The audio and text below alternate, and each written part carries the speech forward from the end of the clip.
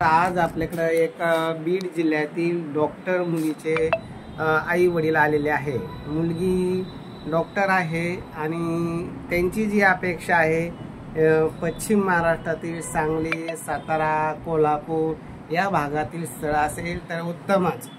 कारण त्यांची एक मुलगी कोल्हापूरला दिलेली ना, एक मुलगी कोल्हापूर भागात दिलेली आहे आणि कोल्हापूर, सांगली या भागातील पश्चिम महाराष्ट्रावर ते जास्त खुश आहे। कारण त्या भागात हुंडा प्रथा नाही, लग्नाच्या बाबतीत अर्धा खर्च करतात, समजून घेतात एकमेकांना। तर असे समजून घेणारा परिवार त्यांना पाहिजे। त्यांना दोनच मुली आहे, एका मुलीचं लहान आहे आणि ती इंजिनिअरिंग करते आणि ही जी आहे ही मोठी मुलगी आहे।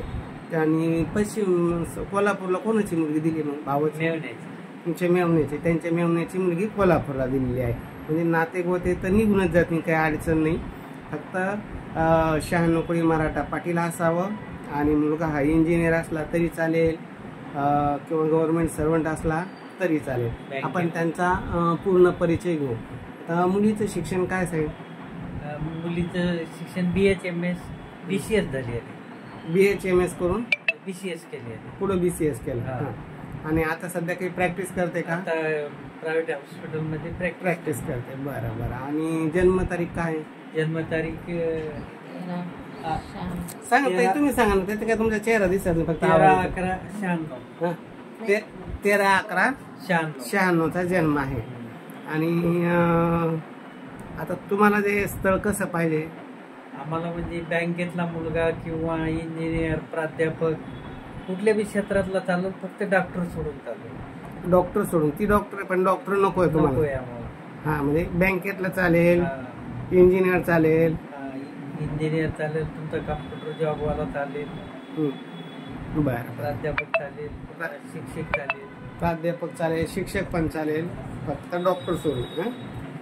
तर कोणत्या भागातील काही अशी मर्यादा?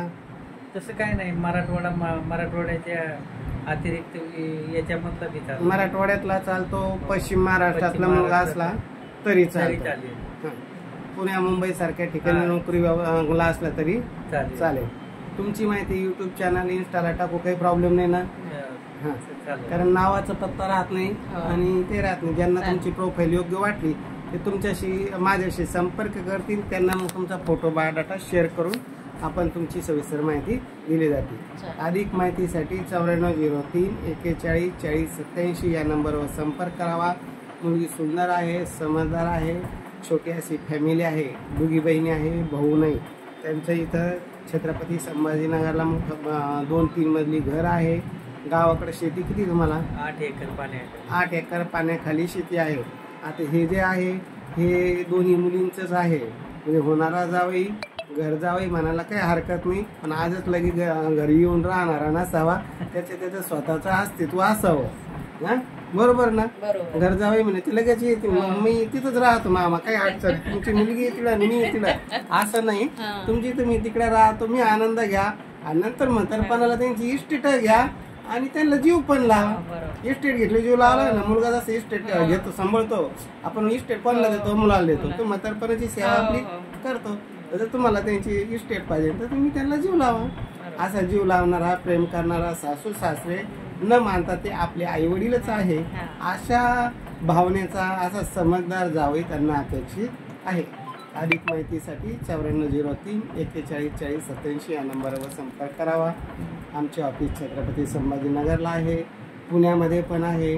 डॉक्टर इंजिनियरसाठी स्पेशल आम्ही पुण्यामध्ये म्हाळुंगे, बालेवाडी स्टेडियम जवळ म्हाळुंगे येथे आमचं ऑफिस आहे।